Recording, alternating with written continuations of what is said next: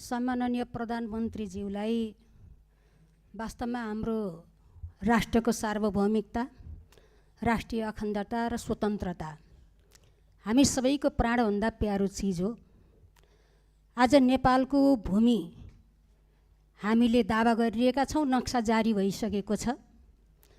त्यो भूमिमा त्रिपक्षीय सरकारको ठाउँ नेपाल, चाइना र भारतको, तर आज नेपाललाई व्यवस्था गरिकन भारत र चाइनाका तर्फबाट द्विपक्षीय समझदारी कायम गरेर जुन व्यापारिक मार्ग निर्माण गर्ने काम धमाधम भइरहेको छ, यो सन्दर्भमा नेपाल सरकारको धारणा के छ, सरकारले के गरिरहेको छ भन्ने सन्दर्भमा म प्रधानमन्त्रीज्यूसँग चासो राख्न चाहन्छु। धन्यवाद। सम्माननीय प्रधानमन्त्री। माननीय सदस्यज्यू, लिपुलेक लिम्पियाधुरा सम्बन्धी बुझ्न खोज्नुभयो जस्तो लागेको थियो।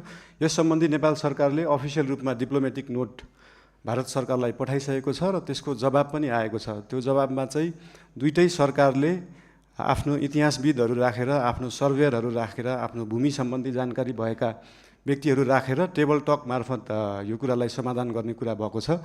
र यस सम्बन्धी हामीले भारत र चाइनालाई मात्रै नभएर इङ्ल्यान्ड सरकारसँग पनि कुरा गरेका छौँ। उहाँहरूले ब्रिटिस इन्डिया छोड्दै गर्दाखेरिको समस्या अहिलेसम्म हाम्रोमा भइरहेको हुँदाखेरि यसमा चाहिँ इङ्ल्यान्डले पनि सरकार राख्नुपर्छ भन्ने हाम्रो मान्यता हो।